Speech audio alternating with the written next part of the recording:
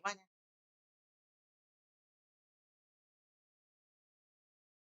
Presiden ini bagus, bahagianya tuh tahan.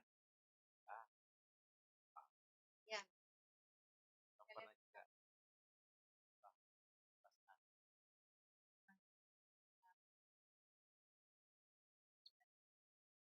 Oh, kemarin kan klinik. Oh, terus ini juga tuh, nih. Apa?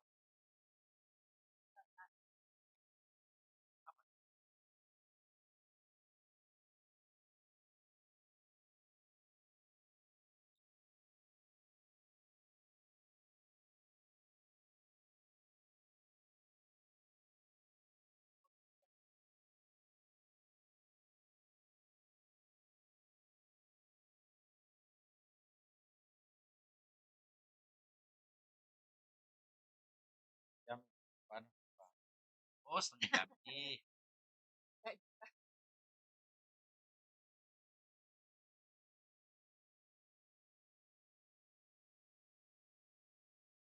kayak Anak sekarang berangkat berangkat, padahal ini berangkat berangkat. Ya, mau diselesaikan. Bang,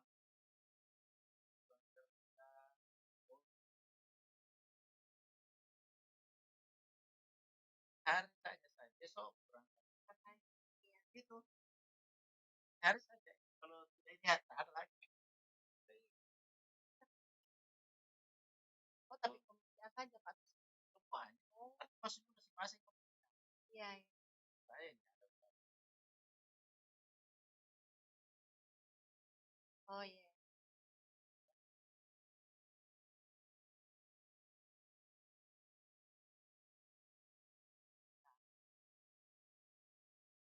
Oh,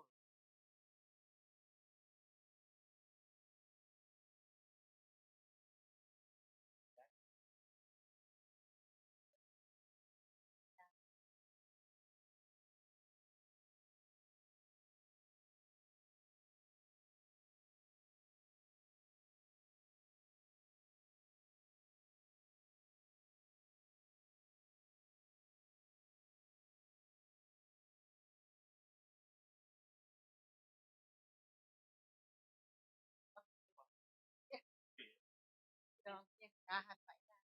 pas apa namanya?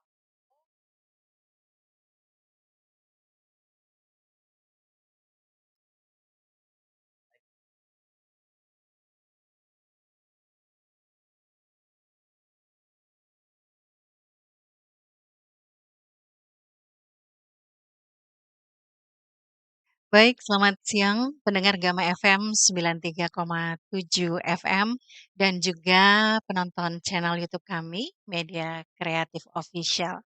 Saya Ida Fahri kembali lagi bersama dengan Anda dan program parlemen kita. Tentu saja siap kembali Anda simak dan menghadirkan narasumber di tengah kesibukan beliau ini sebagai wakil kita di parlemen DPRD Kota Makassar masih sempat menyisihkan waktu untuk menerima kami tentu saja untuk program parlemen kita di kesempatan hari ini. Dan tema kita adalah pada pengelolaan zakat dan pembinaan akhlak anak. Nah, ini erat kaitannya dengan satu program dari pemerintah Kota Makassar, yaitu program Jagai Anak. Ya, bersama saya untuk saat ini ada Pak HM Yunus, beliau dari Komisi A DPRD Kota Makassar. Assalamualaikum, selamat siang, Pak Yunus. Waalaikumsalam warahmatullahi wabarakatuh dan selamat siang Selamat siang. ya Fahri. Betul, baik Pak. Radio Gama FM, Pak. Radio Gama. Gama FM, baik. Di tengah kesibukan beliau bisa hadir di sini dan tentu kita bisa bincang-bincang lagi, Pak. Kemarin kunjungan kerja kalau tidak salah ini masih melelahkan mungkin hari ini, Pak ya. Oke, kunjungan kerja mungkin bisa sedikit disampaikan berkaitan dengan apa nih, Pak? Dari Komisi A. Tentu kalau berbicara mengenai masalah komisi, Ya, di sini kan di DPR ada 4 komisi, jadi khususnya untuk kami ini adalah di Komisi A bidang pemerintahan. yang Ya, jadi kalau tadi temanya mengenai masalah pengelolaan zakat dan selaku karima jagai anak ta itu sebenarnya di komisi D, itu yang cocoknya. Tapi saya kira sebagai kita ini selaku anggota Dewan Perwakilan Masyarakat, saya kira kalau Sini Mas. berbicara mengenai masalah masyarakat, saya kira nggak ada persoalan. Betul. Ya, Dan ini tentunya juga memang waktu yang tepat mungkin kita membicarakan hal ini, Pak Yunus. Meskipun sebenarnya kemarin momennya di Ramadan ya, untuk pengelolaan zakat ini perlu kemudian kita kalau biasanya ada sosialisasi perda, nah ini melalui parlemen kita ini sudah wajib juga untuk kita sampaikan ke masyarakat. Nah, pengelolaan zakat ini Pak Yunus kalau kita ketahui kan bukan hanya Basnas saja, tetapi juga dari masjid-masjid Pak ya ya, sudah kemudian melakukan pengelolaan ini. Dari tahun 2006 perda ini kan Pak ya, ya. dibuat. Nah sampai hari ini Pak, seperti apa kemudian progres dari, perda yang sudah dibuat oleh teman-teman di DPRD ini, kemudian bagaimana sudah tersosialisasi dengan baik ke semua pihak yang memang bertanggung jawab untuk hal ini? Ya. Terima kasih para pendengar Radio Gama FM, khususnya Ibu Ida Fahri.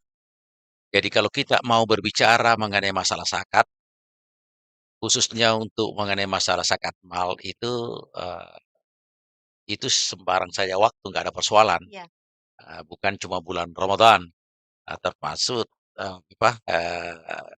tidak ada soal waktunya.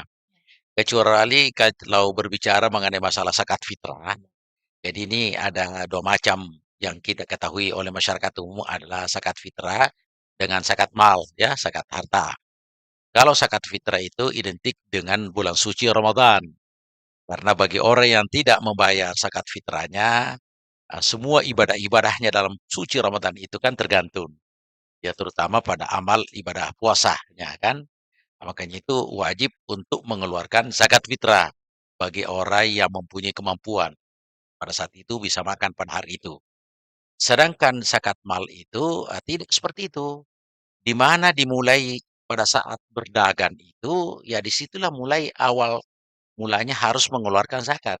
Karena kalau berbicara mengenai masalah zakat mal itu yang merupakan kewajiban bagi umat Islam sebagaimana rukun Islam, ya ada 5 termasuk kita rukun yang ketiga, ya setelah sesudah syahadat, kemudian sholat dan kemudian zakat.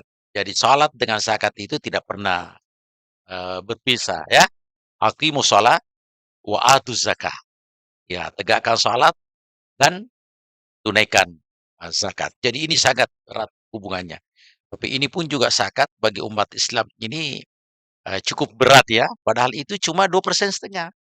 Ya, cuma 2,5%. Jadi kalau ada wanta 100 juta itu cuma 2,5% berarti hanya 2,5 juta ya. Nah, dan kemudian itu ada haulnya.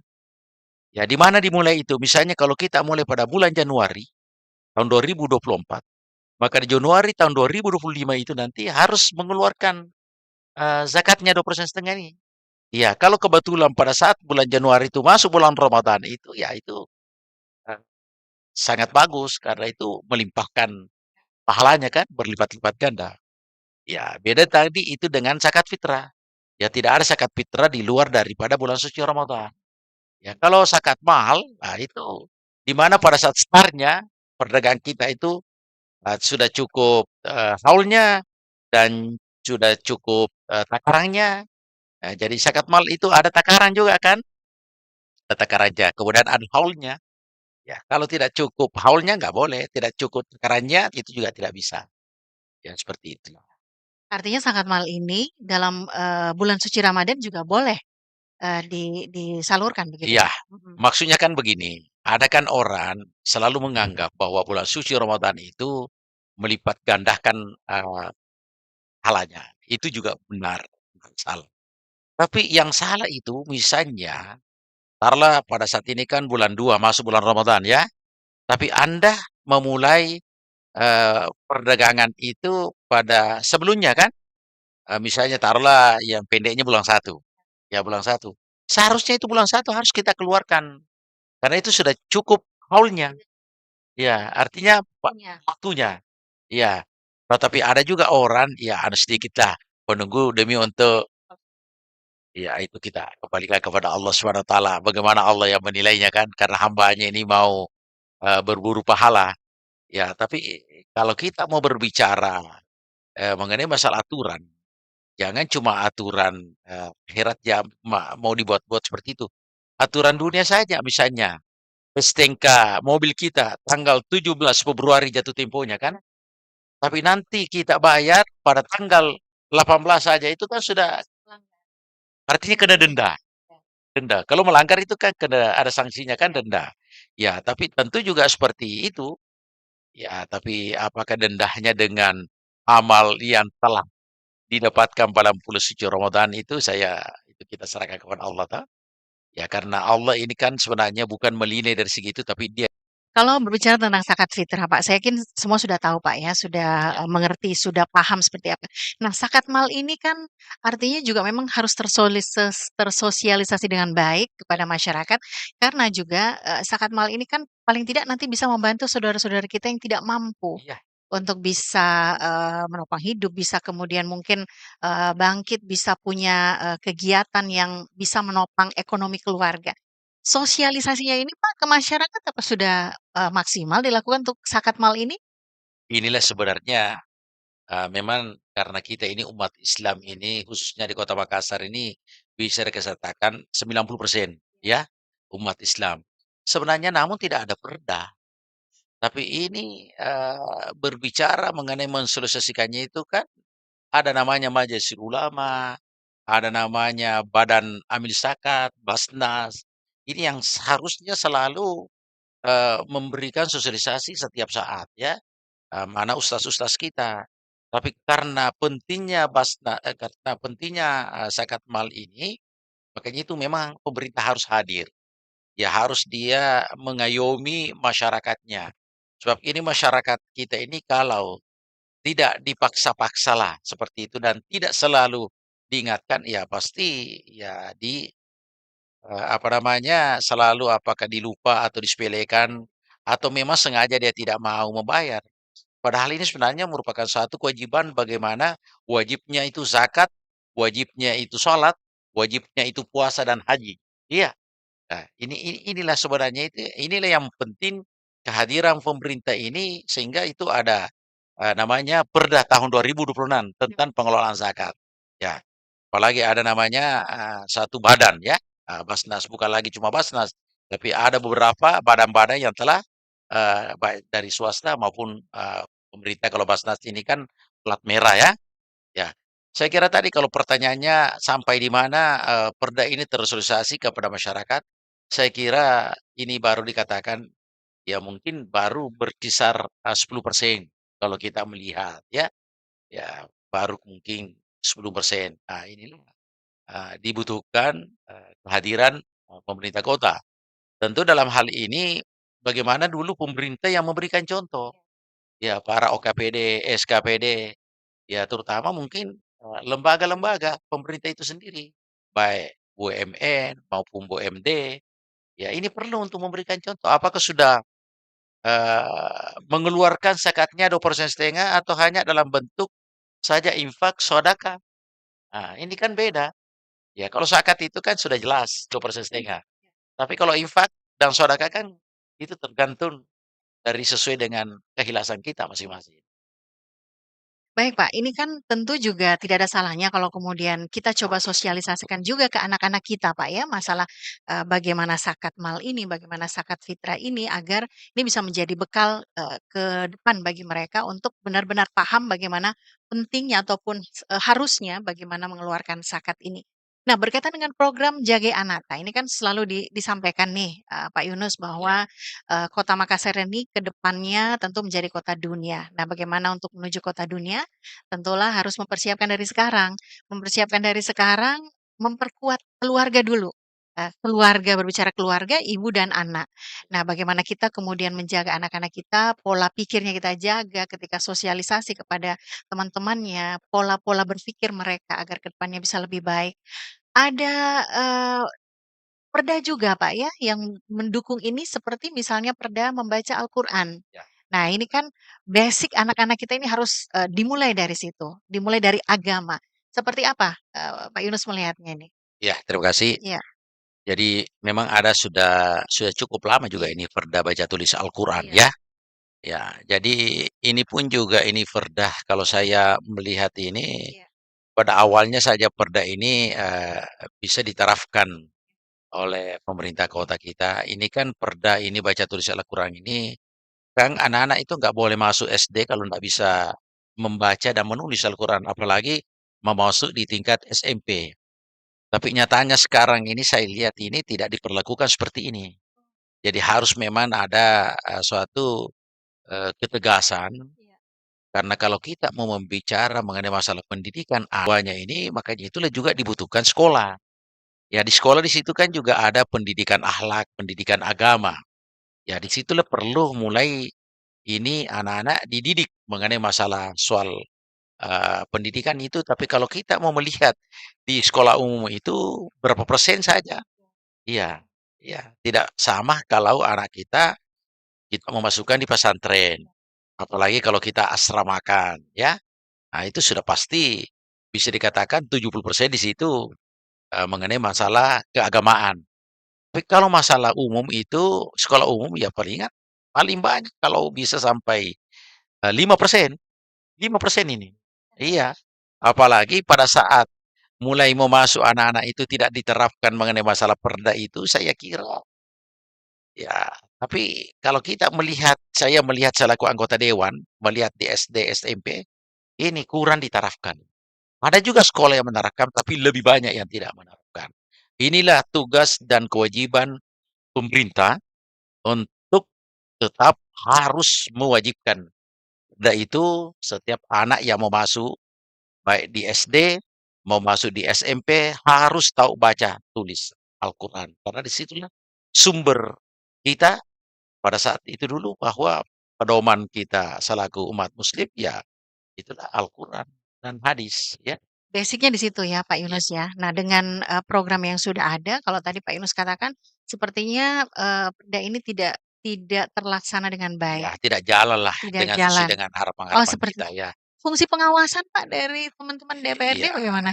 inilah juga sebenarnya Iya, kita ini termasuk ini anggota Dewan Perwakilan Rakyat ini harus juga iya, turun ke turun, bawah iya, untuk memberikan juga jadi begini, mhm, pemerintah kota sebenarnya itu sudah paket dengan DPR.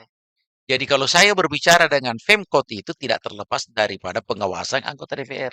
Beda dengan dulu itu merupakan mitra. Sekarang ini tidak. Sekarang ini adalah pengelolaan pemerintahan itu adalah pemerintah kota dengan anggota DPRD. Ya jadi kalau tidak berhasil itu pemerintah kota termasuk juga DPR yang tidak berhasil. Jadi bukan cuma bermitra tapi sudah termasuk pengelolaan pemerintah. Masuk include di dalamnya dengan anggota DPRD. lalu dengan, sudah terlaksana kemarin, Monef Pak ya, dengan, mitra-mitra kerja dari Ya, Komisi A. Tentu saja mungkin untuk, hal seperti ini program Jagai Anata ini juga, kemudian terlihat dari bagaimana program-program strategis dari, dinas-dinas terkait. ya, Kalau kemudian, Pak Yunus sebagai wakil kita di DPRD Kota Makassar, melihatnya seperti apa Pak dengan program yang sudah berjalan ya. ini? Sebenarnya ini kalau mengenai masalah teknis seperti itu tadi, monitoring evaluasi, kalau mengenai masalah, jaga anata itu di Dinas Pendidikan ya, kemudian bidang Kesra itu mengenai masalah akhlak itu yang paling banyak mengurusi soal agama itu di Komisi D. Monitoringnya di situ. Ya, tapi kalau berbicara mengenai masalah monitoring, evaluasinya di Komisi A, itu bidang pemerintahan. Ya, tetapi saya kira bahwa apa yang saya kemukakan secara umum itu bahwa ya standar-standar sajalah.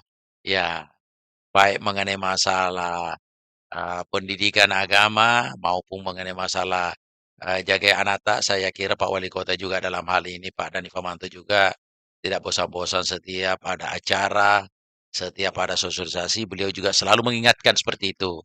Ya, termasuk juga anggota dewan kita, karena memang ini sekarang ini kalau kita melihat bahwa ini sudah era global ini, milenial, malah Gen Z ini, milenial ini, ya memang harus kita ini membekali anak kita tentu dalam hal, pembinaan agama yang paling penting sekarang. Ya. Kita beralih ke pemerintahan nih Pak Yunus, pelayanan publik tentu saja masyarakat berhak untuk mendapatkan pelayanan publik yang, tidak membeda-bedakan. Jadi semua harus mendapatkan keterbukaan informasi harus kemudian didapatkan oleh semua masyarakat. Apalagi kalau ini sebentar lagi juga mall pelayanan publik Pak ya, Ya, MJC ini sudah mulai, sebentar dibangun itu. sebentar dibangun. Ya, di Konsepnya Taman mungkin Baca. sedikit Pak, ini mungkin bagian pemerintahan bisa sedikit menyampaikan seperti apa konsepnya ini? Ya, sebenarnya begini, kalau kita mau berbicara konsep, saya kira, tidak ada satu konsep pun yang tidak bagus ya, termasuk juga itu perda-perda. Karena sudah melihat bahwa, perda zakat, perda masalah pendidikan baca tulis Al-Quran itu pemerintah jauh-jauh sebelumnya sudah melihat ya. Makanya itu kita buat. Cuma ini kadangkala aturan-aturan itu yang kita sahkan bersama antara pemerintah kota dengan DPR itu bisa berjalan dengan baik dan bisa disosialisasikan dan bisa dikerjakan, dihayati, bukan cuma dihayati, termasuk sudah diamalkan oleh masyarakat. Dan harus juga kita tidak bosan-bosan seperti itu. Yang paling banyak kalau kita melihat di Indonesia itu kan paling banyak konsep aturan-aturan. Iya, apalagi soal iya, saya kira tidak perlu saya jawab, termasuk ini Ibu selaku mungkin jauh lebih Ibu bisa ini menjawab daripada saya. Saya mungkin keterbatasan karena kesibukan apa segala macam, tapi kalau seorang wartawan, seorang masyarakat biasa, ini tiap hari yang ada di tengah perda tentang baca tulis Al-Quran ini jalan nggak? Bagaimana masalah perda zakat ini kalau kita melihat apa yang diharapkan oleh pemerintah kota, ya termasuk itu kita kan harus mempertanyakan semua. Apakah perda-perda yang kita buat selama ini, makanya itu ada namanya sosper, ya sosialisasi peraturan daerah. Jadi bukan cuma menerapkan saja, tapi termasuk informasi balik dari masyarakat itu harus memberi. Masyarakat, Ya, eee, ada juga yang sudah mengetahui, tapi mungkin masih banyak yang belum belum m- mengetahui secara secara jelas begitu? makanya itu. Jadi kita ini sebenarnya hanya merupakan perwakilan masyarakat ya, perwakilan kecil dari dapil kita masing-masing, tapi masyarakat umum ini yang merupakan diwakili. Berarti sebenarnya ini masyarakat jauh lebih tinggi daripada orang yang mewakili ya. Ya. Makanya itu harus dia juga bosan-bosannya memberikan masukan, iya, apa yang telah didapatkan di tengah-tengah masyarakat itu disampaikan kepada perwakilannya. Perwakilan, ya. Nah, kalau seperti begini ini, saya kira harus berjalan seperti ini. Ya, Penyampaian masyarakat tentu ini ramai Pak ya pada saat reses. ya, Nah, kalau selama ini Pak, Yunus ini sudah berapa periode Pak? Udah ya, 3 alhamdulillah. penyampaian disampaikan oleh masyarakat. Apa yang paling dominan sampai yang ketiga kalinya ini belum juga ada perubahan, apa yang paling banyak dikeluhkan Pak oleh Yang paling masyarakat? banyak dikeluhkan oleh masyarakat itu adalah masalah fisik ya. Oh. Ya, biasanya kalau kita turun reset, bagaimana jalanan saya ini kurang bagus, Pak. Bagaimana drainase saya ini tersumbat. Bagaimana lampu jalan ini yang tidak ada di sini, Pak. Jadi hanya mengenai masalah duniawi-duniawi yang selalu saja itu dikeluhkan. Sangat-sangat susah. Bagaimana ini zakat di sini, Pak? Tidak tersalurkan seperti ini. Ya, ini mengenai peraturan zakat ini, perda ini, Pak. Kalau kita melihat ini tidak berjalan, tak pernah saya dapatkan seperti itu. Ya, yang kita dapatkan seperti itulah yang paling banyak, Infrastruktur, ya, ya. infrastruktur. Bagaimana masalah pembinaan ini, Pak, anak jalanan ini seperti itu kan? Ya, bagaimana mengenai, ini PKK ini, Iya. Pak.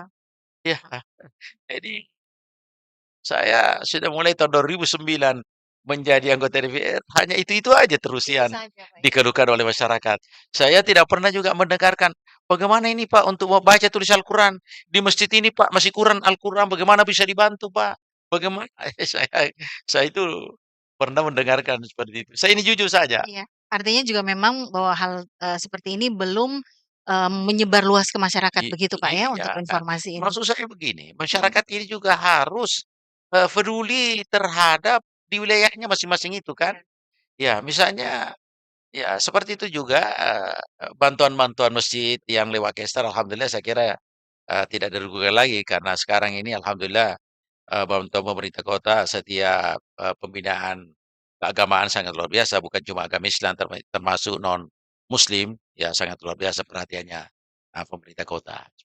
Baik, selain, tentu bagian pemerintahan, hukum juga Pak ya ini menjadi, hal yang masuk penanganan Komisi A. begitu Pak ya? Waktu itu ada juga Perda, masalah Perda, bantuan hukum. bantuan hukum. Nah, ini masih banyak juga ini Pak, masyarakat yang belum tahu. Kalau dari pendengar kami Ya, seringkali juga ada yang menyampaikan keluhan, meminta bantuan hukum terutama untuk masalah, tanah mereka. ya, Kami sering sarankan bahwa ini sudah ada, pemerintah siapkan, bantuan hukum iya, begitu Pak ya? ada, Ada, betul. Nah, iya, ini boleh sedikit disampaikan lagi iya, Pak, perlu diulang lagi nih iya. untuk Jadi penyampaian ke saya kira masyarakat.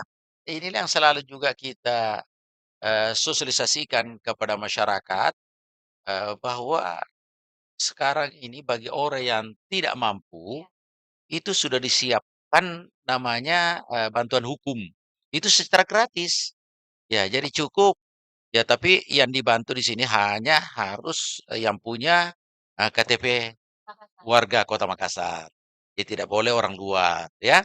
Jadi persyaratannya sangat mudah, punya KTP dan kemudian disampaikan lewat lurah, ya, kemudian diketahui oleh camat. Ya, saya kira nanti setelah sudah itu dibimbing lah. Jadi yang penting sekarang ini semua keluhan-keluhan kita ini tolong disampaikan oleh pemerintah kota yang paling di bawah mulai dari RT RW. Ya, nanti ke Pak Lurah. Jadi bukan cuma bantuan hukum saja, termasuk ada beberapa bantuan-bantuan baik di dinas sosial, di Basnas, ada bedah rumah, ya, ada beasiswa, ya itu semuanya kita lewat lurah. Karena kesemuanya ini harus ada surat keterangan tidak mampu yang dibuat oleh lurah. Jadi kalau kita sudah di kantor lurah, saya kira sudah ada di situ persyaratan-persyaratannya. Ya dan sudah mulai dibimbing ke situ. Ya, saya kira seperti itu.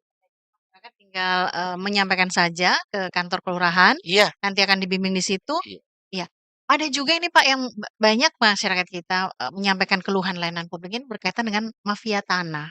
iya, Ini juga sudah mulai marak ini sepertinya di Makassar. Kalau teman-teman, dewan kan artinya koordinasi bersama dengan, SKPD terkait mungkin Pak ya untuk iya. juga melihat hal ini, seperti apa kalau kondisinya sampai hari ini Pak? Saya kira kan memang ini komisi juga selalu menerima pengaduan-pengaduan yang seperti itu. Ya, kalau memang kita tidak bisa mendamaikan atau tidak bisa kita selesaikan, ya kita sarankan untuk ke hukum. Ya, saya kira seperti itulah. Ya, karena ini namanya mafia tanah ini, saya kira memang susah kalau kita selesaikan lewat namanya kalau cuma di DPR dan pemerintah kota, karena kita kan punya juga keterbatasan ya. Nah, jadi kita biasa dorong ke lewat ke ya lapor ke kejaksaan, ke polisi. Jadi harus melalui dengan hukum kalau seperti ini. Ya, ya, Akan didampingi dan bisa, menyelesaikan, iya kalau memang tidak menyampaikan mampu. iya, Iya, persyaratannya harus iya, ada surat keterangan mhm, tidak mampu dari Pak Lurah mhm, dan Pak Camat. mhm, Ya, mhm, tapi dengan itu catatan bahwa iya. harus ada ber-KTP warga Kota Warga Kota Makassar. Makassar. Nah, ini yang harus, Iya, utama ini ya, bahwa memang warga Kota Makassar. Pak Yunus, berkaitan dengan pelayanan publik, bidang pemerintahan tentu saja, pada saat Monef kemarin, ini kan, tentu tujuannya adalah untuk, melihat ataupun juga mendengarkan seperti apa program-program prioritas ini berjalan untuk triwulan pertama begitu, iya, Pak, ya? Untuk saat ini. serapan Serapan anggarannya ya. anggarannya juga seperti Iya, apa? Kalau SKPD-SKPD yang kemudian sudah menyampaikan menyampaikan hal-hal dan kemudian sudah di Monef ini seperti apa, Pak? iya, Misalnya dari, PTSP mungkin, Pak, ya? iya, Ini SP. banyak iya, banyak juga aplikasi, banyak juga program yang kemudian sudah disampaikan. Seperti apa, Pak? Ya, saya kira baru-baru ini kita kan triwulan pertama, tentu tidak terlalu banyak harapan-harapan di situ. Nah, biasanya kalau triwulan pertama itu ya paling tinggi 15% saja Iya. serapan anggaran yang telah dilaksanakan oleh para SKPD sebagai yang bersangkutan. Jadi nanti mungkin masuk di triwulan kedua, balai ketiga, itu baru kelihatan nampak mengenai masalah serapan anggaran dan mengenai masalah program-program yang akan dilaksanakan. Jadi kalau triwulan pertama itu belum nampak. Ya baru hanya sekedar laporan, hanya sekedar penggajian saja. Ya belum belum ada merupakan satu program-program. Baru administrasi lah yang dikelola. Ya. Kak Monif kemarin adakah yang kemudian mungkin agak, ini pembahasannya atau mungkin ada yang fokus untuk kemudian, mendapatkan kritikan atau seperti apa? Meskipun tadi dikatakan triwulan pertama ini kan masih, ya sekedar laporan saja dulu Ya, atau wacana mungkin seperti apa program yang akan berlanjut, adakah Pak seperti iya, itu? palingan masukan-masukan yang kita Bukan. berikan. Bahwa, jangan seperti terulang itu bahwa nanti pada saat, akhir-akhir itu baru digenjot. Namanya ini kan namanya SKPD itu bukan, bisa dikatakan ini kan sudah itu terus berulang-ulang yang Iya, harus dikerjakan. Mestinya itu harus ada persiapan-persiapan. Apalagi namanya, ketuk palu itu, kita kan laksanakan ketuk palunya itu kan November tahun 2023 untuk dipergunakan anggaran tahun 2024. Jadi saya kira ini banyak waktu untuk bisa dilaksanakan, evaluasi-evaluasi baik masalah administrasinya. Jadi begitu masuk dalam Januari tahun 2024 saya kira sudah mulai start di situ. Jangan menunggu sampai bulan 3, bulan 6 ini kan baru perampungan administrasi apa, bulan 4, bulan 5 mau masuk musim hujan lagi. Padahal sebenarnya ini ketuk palunya kan mulai November. Jadi ada tenggang waktu untuk memperbaiki administrasi itu November, Desember tahun 2023. Sedangkan pengguna anggarannya kan mulai Januari tahun 2024. Ya, biasanya kritikan-kritikan seperti itu ada masukan. Ya, tetap ada juga bimbingan. Ya, karena memang juga, jika ada kesulitan ya, hambatan mungkin ya, ini yang, disampaikan Pak ya ya, agar tetap. bisa Ya, saling, membantu take and give begitu ya, Pak tentu juga belum bisa kita bertanya, iya kenapa ini sampai sekian ini, kenapa belum dilaksanakan? Karena iya, memang belum belum dilaksanakan. dilaksanakan, Iya, mhm. Baik, saya kembali lagi nih Pak dengan tema kita bagaimana kemudian, membentuk akhlak, anak ini Pak. Kalau, eee, meskipun bukan komisi A yang menangani ini, tapi saya pikir ya, Pak Yunus ini kan Pak, dengan latar belakang Pak Yunus kegiatannya ini banyak di bidang keagamaan begitu, ya, apa yang, boleh kita lakukan atau yang harus kita lakukan sebagai, masyarakat luas, anak-anak ya, kita agar kemudian akhlaknya ini betul-betul seperti yang kita harapkan. Melihat kondisi saat ini Pak, waduh kalau tidak kemudian betul. memang kita Dengan pembinaan di keluarga kita itu sendiri. Ya, jadi harus kita memberikan contoh kepada kita punya anak. Sebab kalau begitu anak mulai tumbuh besar itu, kan lebih banyak mencontoh kepada kedua orang tuanya dan di sekitar rumahnya itu sendiri. Makanya itu, bagaimana kita bisa mengajari anak-anak tata cara kesopanan, tata cara berbicara, ya cara bergaul di rumah itu sendiri. Tapi kadangkala juga karena kesibukan kedua orang tuanya itu kan biasanya diserahkan sepenuhnya kepada pembantu. Jadi kalau kita mau mengambil juga pembantu dalam hal ini juga memang bukan cuma anaknya harus kita bina, tapi termasuk juga pembantunya harus kita juga memberikan pembinaan mengenai masalah keagamaan.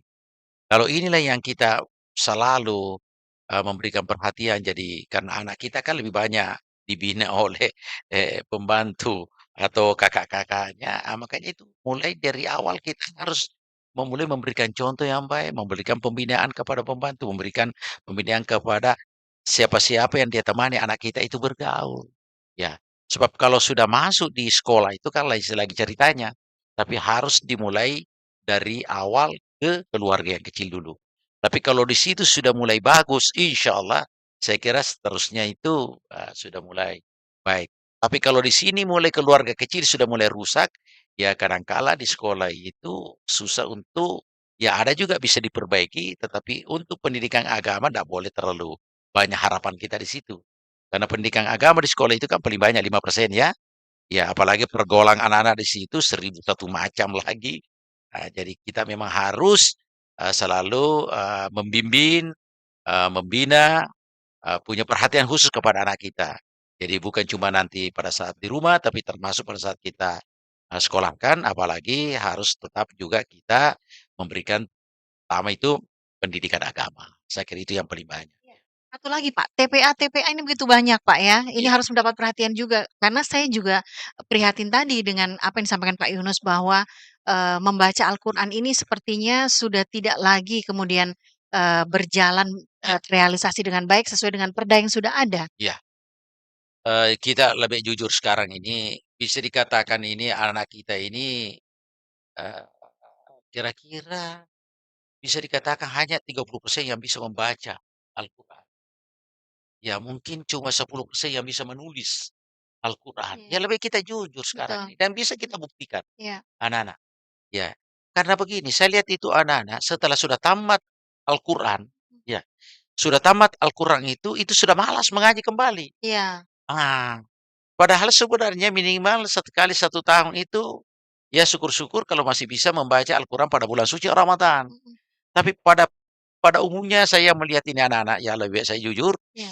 itu dia lebih sering membaca saja buku-buku cerita, Iya. ya membaca buku-buku agama, Mhm. dan Baca, daripada main game, tidak usah itu tidak usah karena disampaikan itu itu. merupakan pekerjaan pokoknya itu. Betul. Jadi bukan cuma anak-anak tapi termasuk bapak dan mamanya itu. Iya. Itu sudah Jadi pekerjaan pokok. Inilah yang sangat menghantui sebenarnya betul. anak-anak ini. Mhm. Iya, ya jadi inilah memang harus ada bagaimana kita ini bersama-sama seluruh Iya. stakeholder, Mhm. baik mengenai masalah majelis ulama, Mhm. ustaz-ustaz kita, kalau mau bicara mengenai masalah agama Islam Iya. ya, Mhm. tapi bukan cuma agama Islam, Iya. termasuk agama-agama yang lain. Iya. Harus memang jangan cuma kita harapkan saja di sekolah, Iya. Pemuka tapi agama harus turun. termasuk kita ini harus Iya. turun, Mhm. apa namanya, ibaratkan ini, harus kita ini kebersamaan semua turun Betul. untuk membina anak-anak kita sekarang Mhm. ini. Luar Mhm. biasa sekarang ini perkembangan anak, Betul. karena adanya itu HP itu. Adanya HP, Iya, adanya malah gadget. kalau tidak ada HP-nya itu, bisa dikatakan, termasuk itu orang tua kita. Iya. Coba itu orang tua, kalau HP-nya tidak ada itu gelisah, Iya. dia mencari. Mhm. Tapi kalau anaknya tidak ada, Mhm. sampai jam 10, jam Betul. 11 malam itu dia tidak gelisah, itu biasa saja.